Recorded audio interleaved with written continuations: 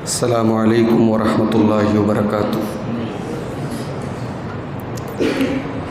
الحمد للہ رب العالمین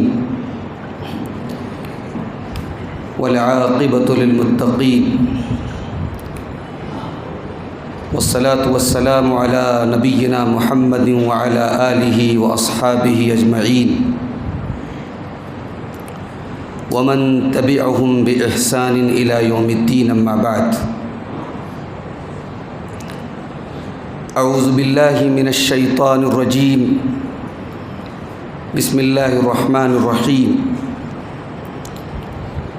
وأنزل اللہ علیک الکتاب والحکمہ وعلمک ما لم تکن تعلم وکان فضل اللہ علیک عظیما۔ معزز علماء کرام، محترم بزرگوں، نوجوان ساتھیوں، ماں اور بہنوں، پیارے بچوں، مسجد اہل حدیث انتاج نگر بجٹیہ میں آج کا یہ پروگرام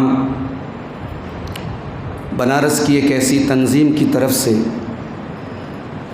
جس نے مسلمانوں میں پائے جانے والے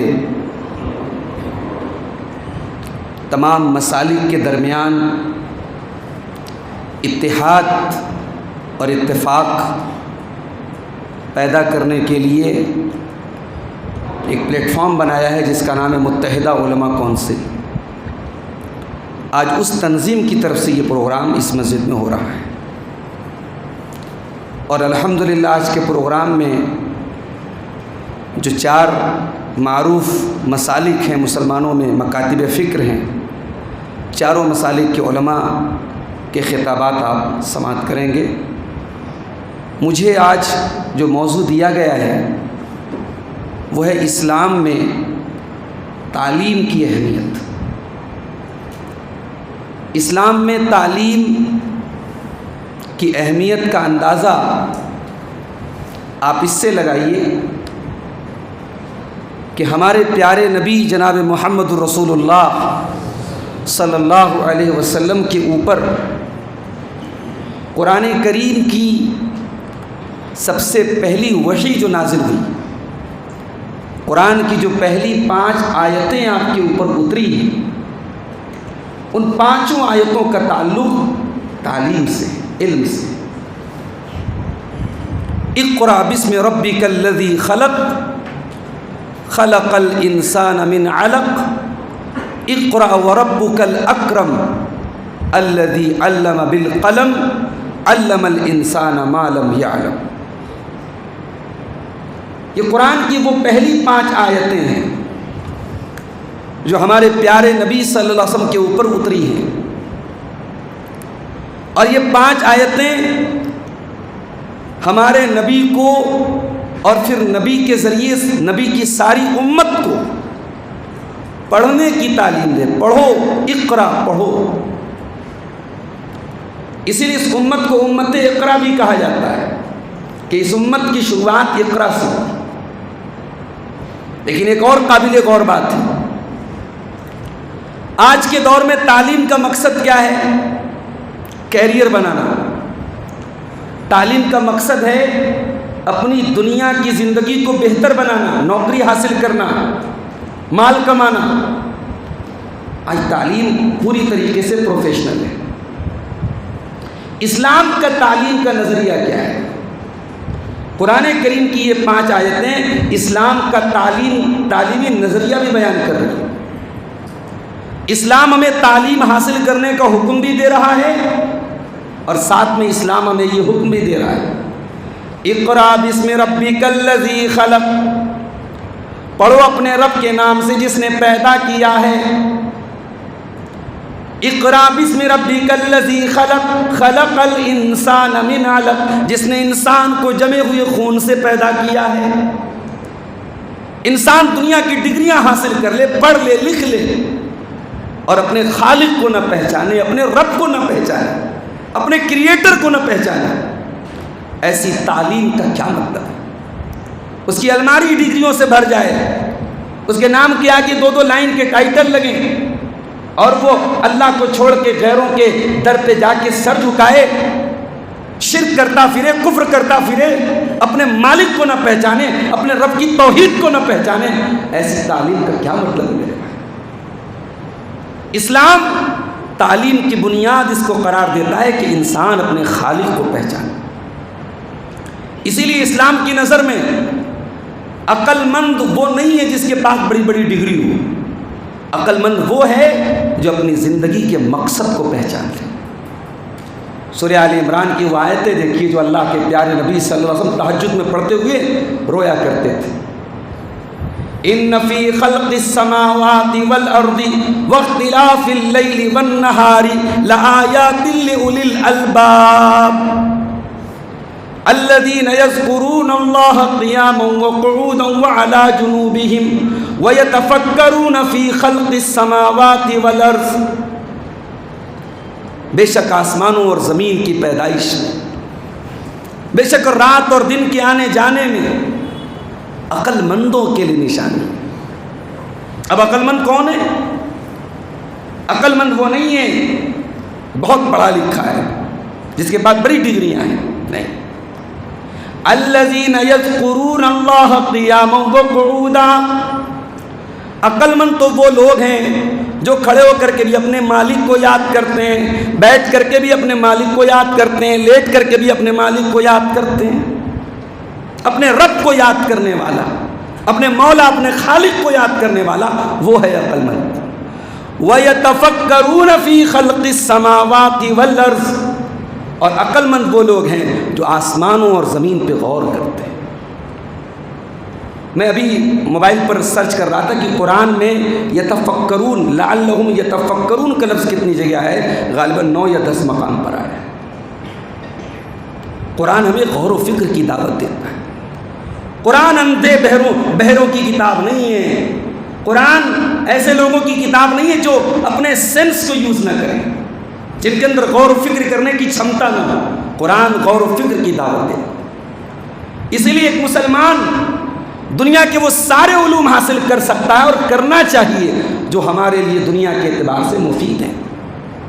مسلمان سائنٹسٹ بنے، ضرورت ہے، ہماری قوم کو سائنٹسٹ کی ضرورت ہے، ہماری قوم کو ڈاکٹرز کی ضرورت ہے، ہماری قوم کو اچھے وکیلوں کی ضرورت ہے، ہماری قوم کے لوگ IAS آفیسر بنے، بڑی اچھی بات ہے، مگر بنیاد وہی ہو، اقرأ باسم ربک الذی خلق۔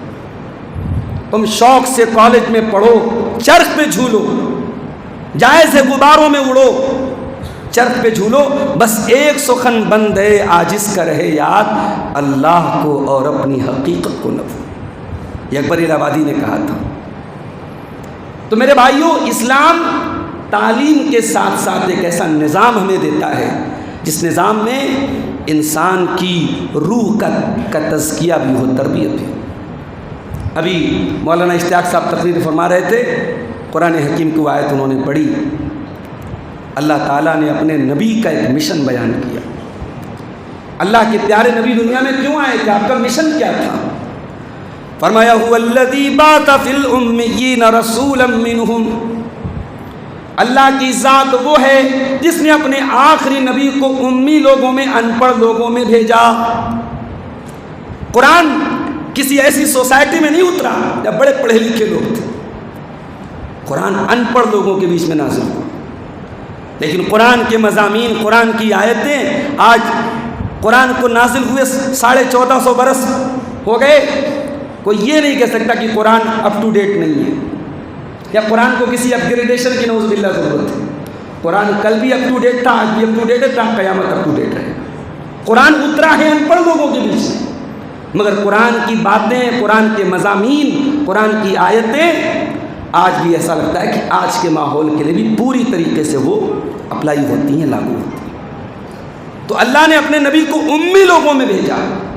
اب نبی کا 3 کام تھا، یتلو علیہم آیاتہ، قرآن کی آیتوں کو پڑھ پڑھ کے سناتے تھے۔ جس نبی کا مشن تھا قرآن کی آیتوں کو پڑھ پڑھ کے سنانا، اس نبی کی امتیوں نے قرآن کو الماری میں لپیٹ کے رکھ دیا۔ موبائل دن بھر میں 50 بار آپ میں لیتے ہیں، کس کا میسج آیا؟ کس کا پیغام آیا؟ فیس بک پر کتنے لائک ملے؟ انسٹا پر کتنے لوگوں نے میری فوٹو کو شیئر کیا؟ قرآن اللہ کا آخری میسج، قرآن اللہ کی آخری کتاب جو ہمیں اور آپ کو امانت کے طور پہ ملی تھی.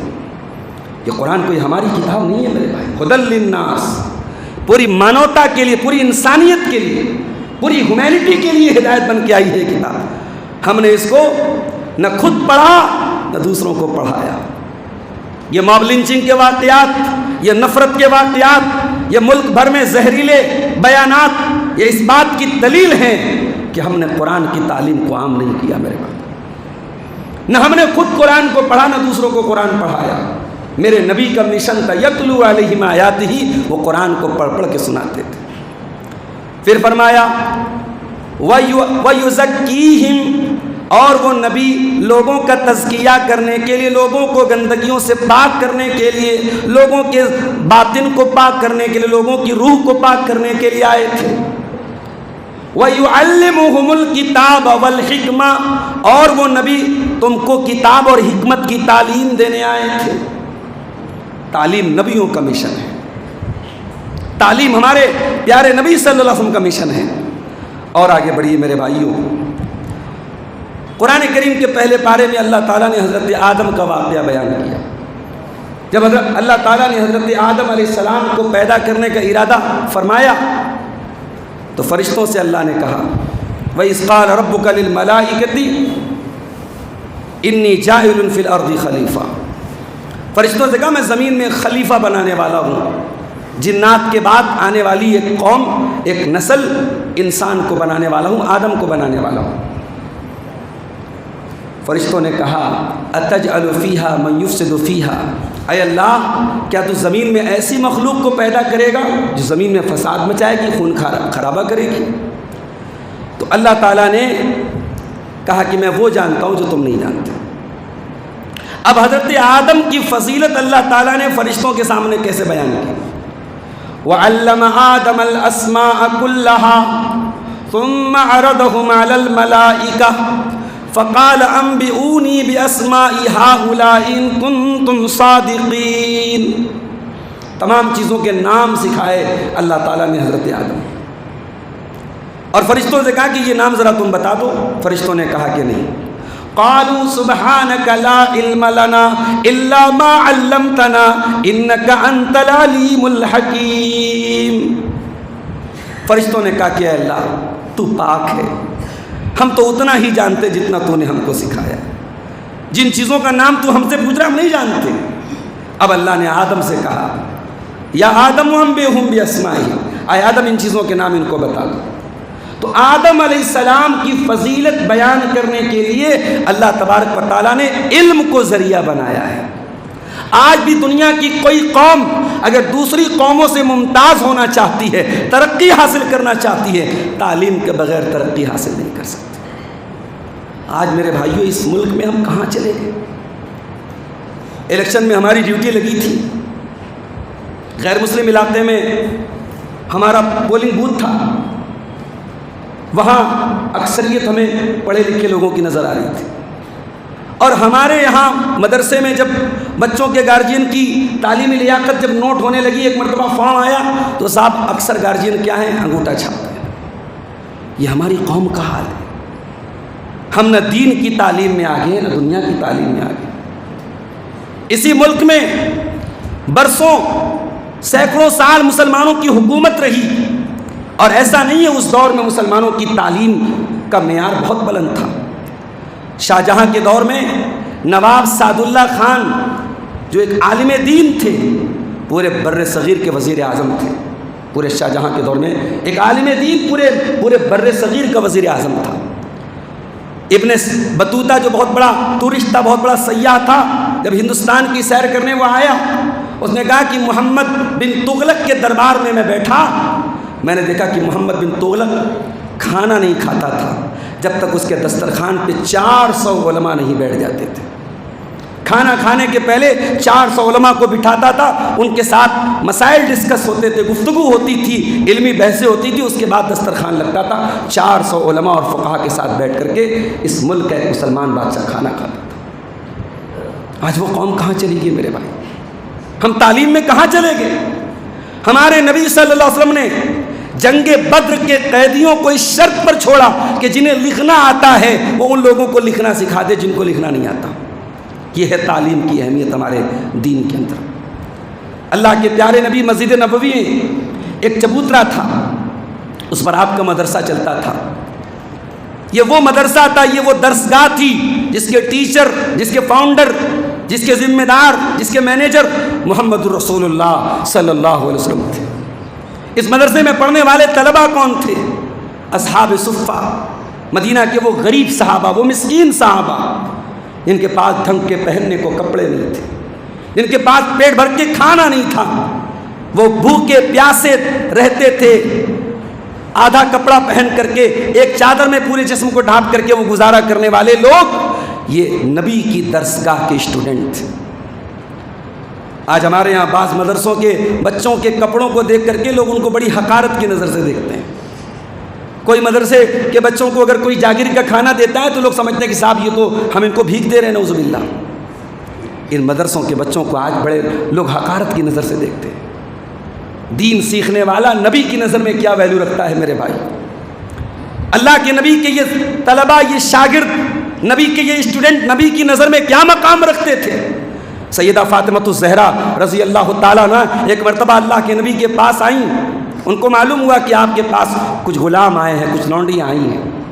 اپنے ہاتھوں سے وہ گھر کے سارے کام کرتی تھی۔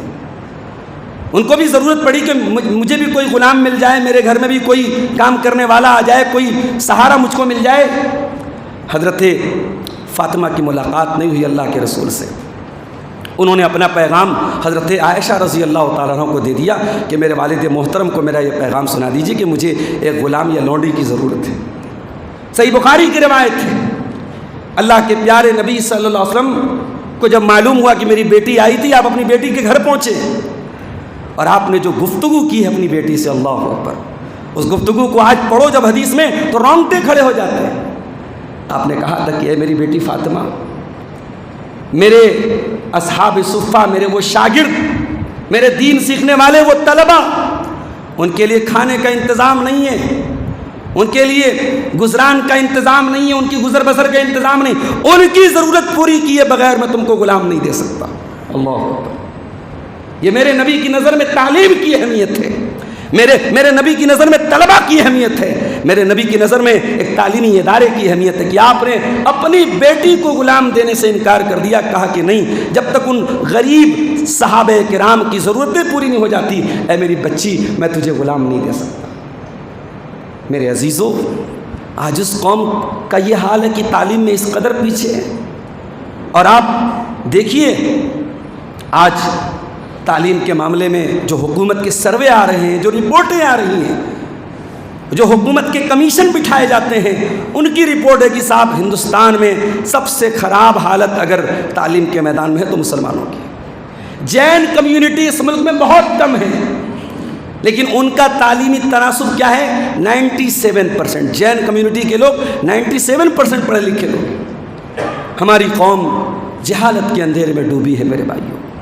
آؤ آگے بڑھو، تعلیم کے میدان میں آگے بڑھو۔ اور قرآن کریم تو یہاں تک بیان کرتا ہے کہ ایک کتا جو نجس جانور ہے، برتن میں منہ لگا دے کتا تو 7 بار دھونے کا حکم ہے، ایک بار مٹی لگا کر کے دھونے کا حکم ہے۔ اتنا سخت حکم ہے کتے کے بارے میں۔ کتے کے بارے میں قرآن کیا کہتا ہے؟ اللہ نے فرمایا سورہ مائدہ کی آیت نمبر 4 کے اندر، یسألونک ماذا احل لہم، اے نبی لوگ آپ سے سوال کرتے ہیں کہ کون سی چیزیں ان کے لیے حلال کی گئی ہیں۔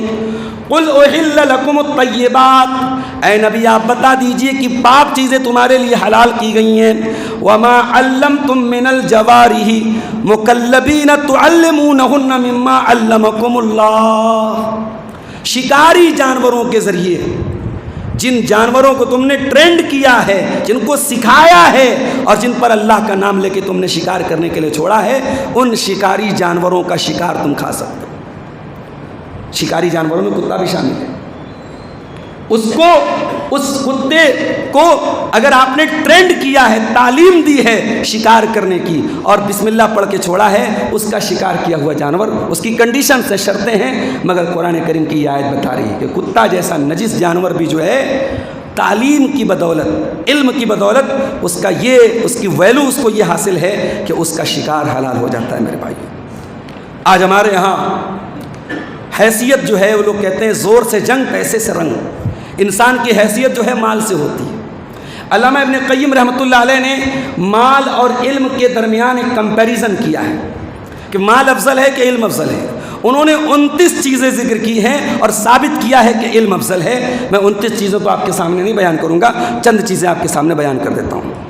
علامہ ابن قیم کہتے ہیں کہ علم نبیوں کی میراث ہے اور مال بادشاہوں اور مالداروں کی میراث ہے۔ کیا تناسب ہے!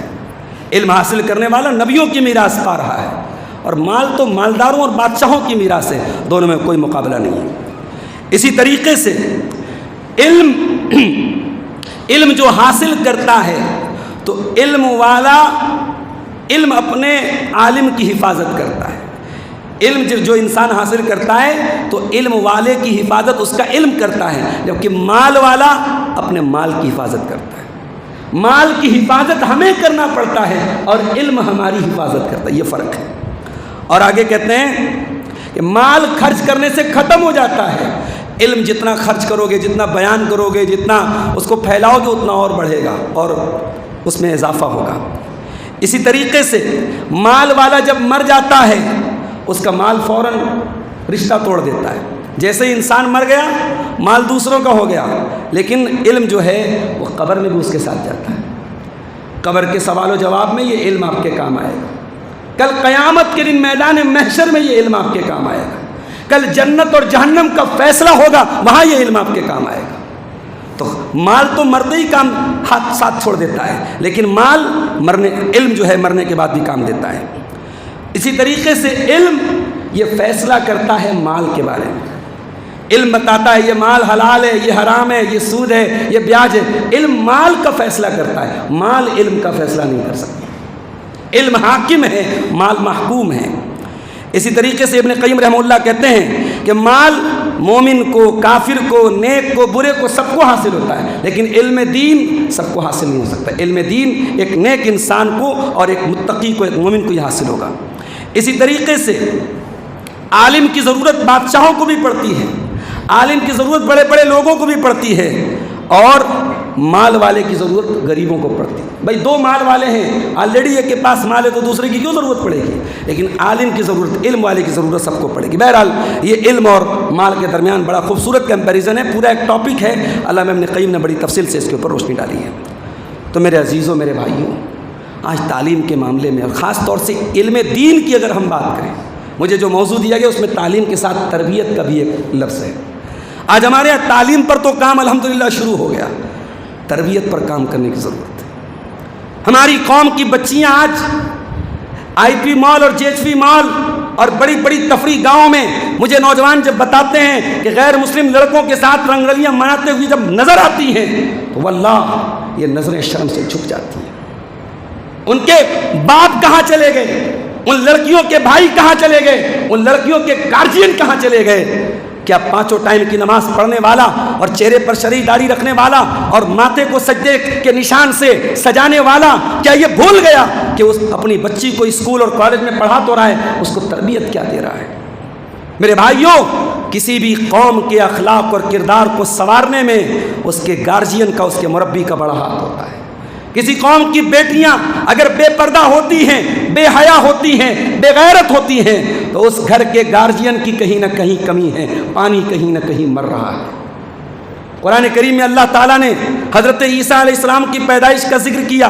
جب عیسیٰ علیہ السلام پیدا ہوئے، بغیر باپ کے پیدا ہوئے، اور حضرت مریم اپنے اس بچے کو لے کر کے جب قوم کے پاس پہنچی ہیں تو قوم کے لوگوں نے کیا کہا تھا؟ یا اخت ہارون ما کان ابوک امرأ سوء وما کانت امک بغیا، اے ہارون کی بہن، نہ تو تیرا باپ غلط تھا نہ تیری ماں بدچلن تھی، یہ تو پاپ کہاں سے لے کے چلے؟ یا تین رشتوں کا نام لیا قوم کے لوگ، اے ہارون کی بہن۔ حضرت مریم کے کوئی بھائی تھے جن کا نام ہارون تھا، یہ موسیٰ علیہ السلام کے بڑے بھائی ہارون نہیں تھے، کوئی دوسرے ہارون، ان کے کوئی بھائی تھے جن کا نام ہارون تھا، نیک آدمی تھے۔ کہا کہ اے ہارون کی بہن، یعنی تیرا بھائی ہارون نیک آدمی ہے، تیری ماں نیک عورت، تیرا باپ نیک آدمی، تو کیسے بدچلن ہو گئی؟ انہوں نے جو الزام لگایا حضرت مریم کے اوپر بدچلی کا، تو انہوں نے کہا یہ 3 رشتے تو پاک صاف ہے، تو کیسے گڑبڑ ہو گئی؟ پتہ یہ چلا کہ یہ 3 رشتے بڑی اہمیت رکھتے ہیں۔ جس گھر کا گارجین صحیح ہو، جس گھر کا بھائی صحیح ہو، جس گھر کا باپ صحیح ہو، جس گھر کی ماں صحیح ہو، اس گھر کی بیٹیاں نہیں بگڑتی میرے بھائیوں۔ بیٹیاں بگڑتی ہیں تو اس کے مربی، اس کے گارجین، اس کے سرپرست، اس کے گھر والے جب وہ ڈھیلے ہوتے ہیں، ان کے تقویٰ میں، ان کی حیا میں، ان کے پردے میں، ان کے ایمان میں جب کمی ہوتی ہے تب معاملہ گڑبڑ ہوتا ہے۔ اس لیے صرف لڑکیوں کو دوش دینا ٹھیک نہیں ہے۔ آج حالات اس قوم کے یہ ہیں، ہم دنیا کے علوم میں محنت کر رہے ہیں، حالانکہ دنیا کے علوم میں بھی ہم بہت پیچھے ہیں، لیکن محنت کر رہے ہیں۔ ہمارے یہاں بنارس میں ساڑی کا کاروبار کرنے والے لوگ الحمدللہ اپنے فن سے بڑے واقف ہیں۔ کپڑا ہاتھ میں لے کے بتا دیتے ہیں یہ سلک ہے کہ نہیں ہے، یہ کون سا کپڑا ہے، اس میں کون سا دھاگا ہے، اس کپڑے کی ایک ایک باریکی بتا دیتے ہیں۔ لیکن اکثریت کا حال دین کے معاملے میں کیا ہے میرے بھائی؟ دین کے معاملے میں عقیدے کی موٹی موٹی باتیں، دین کی موٹی موٹی باتیں، شریعت کی موٹی موٹی باتیں آج ہمارا نوجوان نہیں جانتا۔ باپ مر جائے، بیٹا اس لائق نہیں کہ اپنے باپ کی جنازے کی نماز پڑھ سکے۔ ایسے ہی لوگوں کے بارے میں اللہ نے قرآن میں فرمایا یعلمون ظاہرا من الحیات الدنیا وہم عن الآخرۃ ہم غافلون۔ دنیا کی تو بڑی نالج ہے تمہارے پاس، دنیا کا تو بڑا علم ہے، لیکن آخرت سے غافل ہو، علم دین سے غافل ہو، علم شریعت سے غافل ہو۔ تو میرے عزیزوں، تعلیم کے ساتھ تربیت بھی بہت ضروری ہے، اور اسی لیے ہمارے علماء کہتے ہیں اور ہم بھی کہتے ہیں کہ ہر مسجد میں ایک مکتب کا انتظام۔ آپ کے بچے کانوینٹ میں پڑھ رہے ہیں، ٹھیک ہے پڑھیں، کوئی مسئلہ نہیں۔ آپ کے بچے، آپ ماشاءاللہ آپ نے پیسے کما لیے، اب آپ کا بچہ مدرسہ تو نہیں جائے گا نا، مدرسے میں تو غریبوں کے بچے جاتے ہیں، آپ کا بچہ تو انگلش میڈیم میں پڑھے گا، اچھی بات ہے، کوئی مسئلہ نہیں۔ ہمارے یہاں سماج کی جو طبقاتی تقسیم ہے، امیر اور غریب کی، اور مڈل کلاس، لوور کلاس اور اپر کلاس کی نا، معاف کیجیے گا، وہ تفریق جو ہے، وہ جو طبقاتی نظام کی تقسیم ہے، وہ تعلیم میں بھی آ گئی۔ اب انسان کی حیثیت طے کرتی ہے کہ اس کا بچہ کہاں پڑھے، تو ٹھیک ہے، اس کو تو اچانک ہم نہیں ختم کر سکتے۔ اب آپ کا بچہ بہت اچھے انگلش اسکول میں پڑھ رہا ہے، فراٹے دار انگلش بول رہا ہے، نو پرابلم بھائی، پڑھے آپ کا بچہ انگلش، مگر آپ اپنے بچے کو مسجد میں گھنٹہ 2 گھنٹہ ایک مکتب کا ایک انتظام کیجیے، جہاں آپ کے بچے، آپ کی بچیاں قرآن پڑھیں، نماز کی دعائیں سیکھیں، عقیدے کی موٹی موٹی باتیں سیکھیں، دین کی بنیادی باتیں سیکھیں، تاکہ آپ کا بیٹا اور آپ کی بیٹی کل زندگی میں جتنا بھی علم حاصل کر لے اور تعلیم کے میدان میں کہیں بھی چلا جائے، اس کی بنیاد مضبوط ہو۔ میرے بھائیوں، آج اسی کا نام تربیت ہے۔ آج ہماری قوم کو تعلیم اور تربیت دونوں کی ضرورت ہے۔ آج متحدہ علماء کونسل کے اس پلیٹ فارم سے ایک پیغام میں یہ بھی دینا چاہتا ہوں۔ دیکھیے، ہمارے اختلافات تو ہیں، ہم یہ نہیں، اس کونسل کا مطلب یہ نہیں کہ اختلافات نہیں ہیں، اختلافات تو ہیں۔ اختلاف کا مطلب نفرت اور دشمنی نہیں ہوتا۔ ہم آپس میں ایک ایسا ماحول پیدا کریں، ایک ایسی فضا پیدا کریں کہ ایک دوسرے کو برداشت کرنے کا مادہ پیدا کریں۔ آج ہمیں غیر مسلموں سے شکایت ہے کہ صاحب فلاں کالونی میں کوئی مسلمان مکان لینا چاہتا ہے، غیر مسلم کہتے ہیں ہم اس کو نہیں رہنے دیں گے۔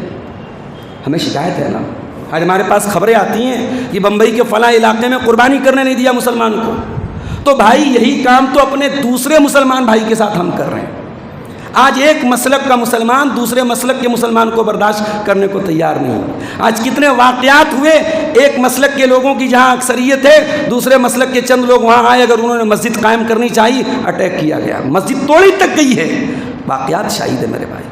تو ہم دنیا کو ٹالرنس کا سبق دے رہے ہیں، دنیا سے ہم کہہ رہے ہیں صاحب برداشت کا مادہ پیدا کرو، اور ہمارے اندر خود برداشت کا مادہ نہیں ہے۔ متحدہ علماء کونسل کا مقصد کیا ہے کہ ہمارے اندر آپس میں ایک ایسا ماحول پیدا ہو کہ ہم ایک دوسرے کا احترام کریں، اختلاف کریں۔ میں اس پلیٹ فارم کا، اس کونسل کا مطلب نہیں کہ ہم اپنے عقائد سے دستبردار ہو جائیں، یا ہمارے جو علماء کا جو ہمارا منہج ہے، جو عقیدہ ہے، جو بنیادیں ہیں، ہم ان کو چھوڑ دیں، نہیں، وہ مقصد نہیں ہے۔ مقصد یہ ہے کہ ہمارے درمیان نفرتیں نہ ہوں، دشمنیاں نہ ہوں، ہم مل بیٹھ کر کے بھی باتیں کریں۔ بہت سارے مسائل ہیں جو مشترکہ ہیں۔ قوم آج جہالت میں ڈوبی ہے، یہ صرف اہل حدیث کا مسئلہ تو نہیں ہے، یہ صرف شیعہ اور سنی کا مسئلہ تو نہیں، پوری قوم کا مسئلہ ہے۔ آج شادی بیاہ میں ہمارے یہاں جو رسم و رواج کے بخیڑے ہیں اور جس کی وجہ سے نوجوان لڑکے لڑکیوں کی شادی میں تاخیر ہو رہی ہے، کیا صرف اہل حدیث کا مسئلہ ہے؟ کیا یہ صرف دیوبندی کا مسئلہ ہے؟ صرف بریلوی کا مسئلہ ہے؟ پوری قوم کا مسئلہ ہے۔